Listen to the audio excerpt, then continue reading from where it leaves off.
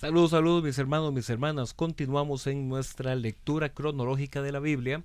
El día de ayer estuvimos viendo cómo el profeta Elías, que era el representante de la voz del Señor en el reino del norte, se había enfrentado a la forma en la que el rey Acam y su esposa Jezabel habían inducido a que el pueblo de Israel estuviera también con la adoración a Baal, el falso ídolo, el falso Dios. Elías era ese representante de la voz de Dios que les decía hasta cuándo ustedes van a continuar intentando caminar renqueando, agarrándose de dos muletas. Tienen que decidirse, o le van a servir a Baal o le van a servir a Yahvé, al Señor. Elías se había entonces manifestado como este representante de lo que era la preservación del pacto de Dios con su pueblo Israel. Pero también estuvimos viendo que llegó un momento en que el Señor se lleva en un torbellino en las nubes, se lleva a Elías y ahora el representante de esa voz profética para el reino de Israel es Eliseo. Y estuvimos viendo ayer varios milagros que sucedieron por medio de la intercesión del ministerio profético de Eliseo. Hoy vamos a seguir viendo una serie de manifestaciones y eventos que sucedieron por medio del liderazgo profético de Eliseo. En 2 de Reyes capítulo 5 se nos indica que Naamán aparece como un comandante del ejército enemigo de Aram. Aram quedaba al norte de Israel y habían sido enemigos de Israel varias veces. Aram, es decir, la zona siria, la zona de Damasco, varias veces había estado intentando ocupar el territorio de Samaria, ocupar el territorio de Israel en el norte. Incluso ya tenían el dominio de algunas de sus ciudades al otro lado del río Jordán. Así es que este Naamán que aparece es un enemigo. Y Naamán, por medio justamente de una intervención que hacen en territorio israelita, logran capturar a una serie de personas y las hacen sus sirvientes. Ahí iba una mujer que le dice a la esposa de Naamán, bueno, si tan solo ustedes conocieran a Eliseo, el hombre de Dios, él sanaría a Naamán. Naamán, cuando escucha esto, pide permiso para enviar una serie de regalos muy costosos para Eliseo y además una carta del propio rey de Aram dirigido al rey del norte, y era una forma de decir, mira, si ese hombre de Dios es tan poderoso, seguro trabaja para ti. Lo que ellos no sabían era que más bien el rey de Israel tenía a Eliseo como enemigo. Lo cierto del caso es que Naamán al final es enviado hacia donde está Eliseo y le envió todos estos regalos, todas estas ofrendas, pero Eliseo manda un mensaje y le dice, ¿sabes qué? Consúmete 7 veces en el río Jordán y quedarás sano. Eliseo había mandado ese mensaje por medio de su siervo Gehazi o Gehazi. Pero en realidad Naamán se enojó cuando escuchó esas instrucciones de parte del mensajero, porque él quería conocer a Eliseo, él quería que Eliseo hiciera algún tipo de escenografía, algún tipo de movimiento para traerle de una forma sobrenatural la sanidad. Y cuando la instrucción fue algo tan sencillo como bañarse durante 7 veces en el río Jordán, él pensó que en realidad era una broma e incluso dijo, nosotros en Damasco tenemos mejores ríos que estas aguas de Israel. Pero pese a ese orgullo de Naamán, sus acompañantes lograron convencerlo de que hiciera algo sencillo, de que se consumiera para bañarse esas 7 veces en el Jordán. Naamán dejó su orgullo a un lado, así lo hizo y fue sanado. Y por ese motivo entonces Naamán comenzó a buscar a Eliseo para entregarle todos los tesoros y todos los regalos que traía, pero Eliseo no lo aceptó a pesar de que era muy costoso y muy valioso todos los regalos que le ofrecían. Naamán incluso le dice a Eliseo, yo me voy de aquí y me voy a llevar 2 cargas de tierra para hacer adoración a Yahvé desde Damasco, donde voy a estar viviendo. Aquí vemos un poco la representación de las ideas que había en la antigüedad, de que ellos pensaban que los dioses tenían fuerza solamente dentro del territorio, dentro de la tierra de su nación. No visualizaban a Yahvé como el Señor Todopoderoso del cielo y la tierra en todo tiempo y en todo lugar. Cuando Naamán se iba, el siervo de Eliseo, Güesí, fue hasta él para pedirle parte de sus tesoros como si fuera una petición de Eliseo. Incluso inventó una historia de que había unos hombres de los discípulos de los profetas que estaban pasando necesidad y que por favor necesitaban esos recursos. Naamán se los entregó y el criado ocultó esos regalos en su casa antes de ser visto por Eliseo. Y entonces, como Güesí lo ocultó mintiéndole a Eliseo, la misma enfermedad de la piel de Naamán, que tradicionalmente se ha creído que era lepra, recayó sobre Güesí y su familia. En Segunda de Reyes capítulo 6 se describe lo que se ha conocido normalmente como el milagro de la hacha. Esto puede sonar algo curioso, incluso como una historia un poco llamativa para el lector moderno. ¿Cómo un evento tan cotidiano como perder una hacha que cae en el río y pedirle ayuda a Dios porque es un hacha prestada, cómo eso merece estar en la Biblia, si en realidad pareciera que no le aporta mucho a la narrativa de confrontación profética que hay entre Eliseo y el reino del norte?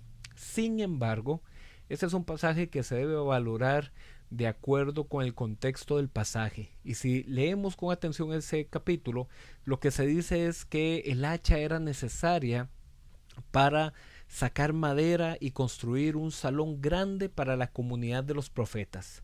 Por lo que recuperar esa hacha ajena representaba el cuidado de Dios por el bienestar de aquellos que trabajaban para preservar el pacto con Él en el reino del norte. Así es que vemos que Dios no solamente está ocupado de lo que a nuestros ojos parece como grande, estratégico, importante, sino que también Dios interviene en lo que es cotidiano, en lo que es sencillo.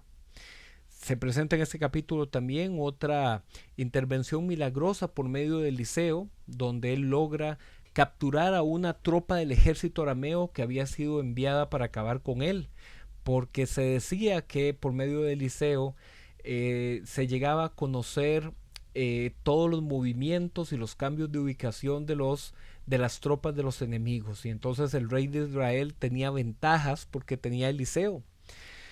Cuando Eliseo vio que esa tropa venía a capturarlo, le pidió a Dios que esos enemigos fueran cegados y los terminó conduciendo directo a Samaria, en donde estaba el rey del norte. Pero ahí, en vez de aceptar que fueran muertos esos hombres, más bien vemos a un Eliseo que los trató con amabilidad, los alimentó y los dejó ir. Como reacción a este gesto de Eliseo, los enemigos se fueron y dejaron de invadir temporalmente la tierra israelita. Pero tiempo después, porque las confrontaciones continuaban, el rey de Aram, es decir, el rey de Arabia, de Damasco, volvió a sitiar Samaria, de tal modo que la ciudad quedó aislada. Sitiar una ciudad básicamente significa que el ejército enemigo corta cualquier tipo de intercambio comercial que haya con esa ciudad, y eso provoca la escasez de alimentos y provoca que los productos que están dentro de las murallas de esa ciudad aumenten en mucho su valor. Eso llevó a un nivel de hambruna tan alto entre los habitantes que estaban adentro de las murallas de la ciudad que terminaron incluso incurriendo en canibalismo con sus propios hijos. Así de terrible como suena. Y esto no solamente era una reacción al hambre que estaban teniendo, sino que también es el cumplimiento de lo que se vio en el libro de Deuteronomio, en el capítulo 28, en el versículo 52 y 53, que por ejemplo dice que los enemigos pondrán sitio a todas tus ciudades hasta que caigan en toda tu tierra los muros altos y fortificados en que tú confías. Sitiará pues todas tus ciudades y toda la tierra que Jehová tu Dios te haya dado. Comerás el fruto de tu vientre, la carne de tus hijos y de tus hijas que Jehová Dios te dio por medio del sitio y del apuro con que te angustiará tu enemigo. Este pasaje de Deuteronomio capítulo 28 es parte de las maldiciones de consecuencia por la desobediencia al haber quebrantado el pacto con Dios. Esto entonces muestra que el reino del norte, Israel, estaba totalmente sumido en ese momento en la manifestación de las maldiciones por haberse alejado de Dios. El rey del norte, el rey de Israel, interpreta que todo esto está relacionado con Eliseo, de que Eliseo es la fuente de las desgracias, porque si Eliseo quisiera, podría intermediar con Dios para que ellos no fueran desesperados con tanta hambre. En 2 de Reyes capítulo 7, que es una continuación de esta historia, vemos que el mensajero del rey llegó donde estaba Eliseo, porque el rey pensaba que si mataban a Eliseo, esa hambre iba a acabar. Pero Eliseo se encuentra con ese mensajero y le dice que mañana a esa misma hora se podrá comprar gran cantidad de alimentos en la entrada de la ciudad de Samaria. Pero como este mensajero fue incrédulo a la palabra del Señor, Eliseo le dijo que también él llegaría a ver esto, pero no llegaría a comer, no llegaría a probar, no llegaría a disfrutar de esa bendición. En esa misma noche, 4 hombres con enfermedad en la piel, o lepra, como tradicionalmente se ha interpretado, fueron hacia el campamento arameo para rendirse y ser alimentados. Pero Dios usó justamente eso para confundir al ejército arameo y los hizo que ellos escucharan que era un gran ejército el que se acercaba a atacarlos. Ellos pensaban que los israelitas habían logrado coalicionarse con ejércitos vecinos y que estaban llegando ahí para atacarlos. De una forma sobrenatural, Dios los termina confundiendo cuando en realidad lo que venían eran 4 hombres enfermos de la piel. Por eso huyeron del campamento y estos 4 hombres pudieron tomar de las riquezas que habían dejado abandonadas. Después de esto fueron de regreso al rey de Samaria para decirle lo sucedido, y cuando confirmaron que no había una trampa, entonces todo el pueblo salió a tomar posesión del botín de guerra. En la carrera de la estampida de toda esta gente, el mensajero del rey fue atropellado y él pudo ver que el alimento estaba entrando a la ciudad, pero no llegó a comerlo porque murió aplastado por el paso de la gente.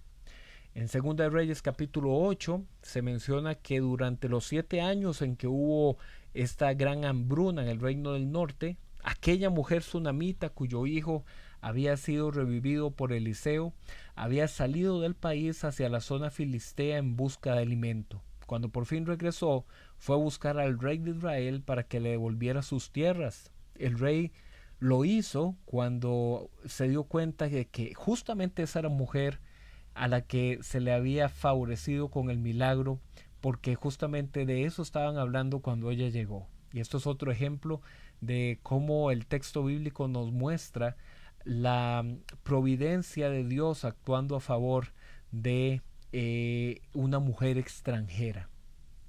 Pero como el rey de Aram estaba enfermo y se enteró que Eliseo estaba cerca, envió a uno de sus sirvientes con muchos regalos para consultarle al Señor si él iba a morir o si iba a sobrevivir de la enfermedad que en ese momento tenía.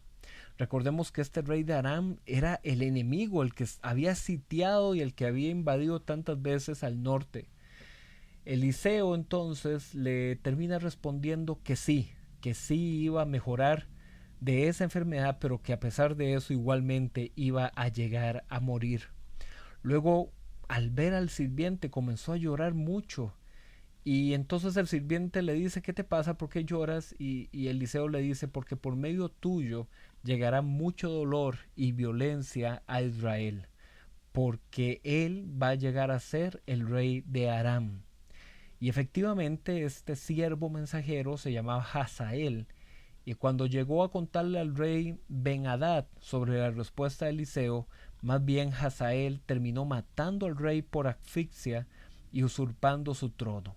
Se vuelve entonces, en el cierre de este capítulo, a resumir el reinado de Joram en el reino del sur, quien se había casado con la hija de Acab y que había entonces dejado entrar la influencia idolátrica de Baal en el reino del sur. Además, durante su reinado volvieron las enemistades y las guerras contra Edom. Tras la muerte de Jorán en el reino del sur, el reinado recayó en su hijo Ocosías, y éste siguió el mal ejemplo del reino del norte por la influencia de Atalía su madre, quien era hija de Acab y que estaba introduciendo la influencia de Jezabel también en el reino del sur. Y esto, que ya lo habíamos leído anteriormente en otros capítulos de Segunda de Crónicas, aquí nos sirve para volver a ejemplificar de que en este momento de la historia el pueblo incluso de Judá estaba tan confundido que la influencia del culto a Baal y la influencia del culto a los becerros de oro estaba tan normalizada que tanto el reino del norte como el reino del sur estaban en una debilidad espiritual impresionante. Bueno, pero ¿qué va a pasar con esta historia de los reyes? Eso lo vamos a seguir viendo mañana. ¿Les parece? Nos vemos.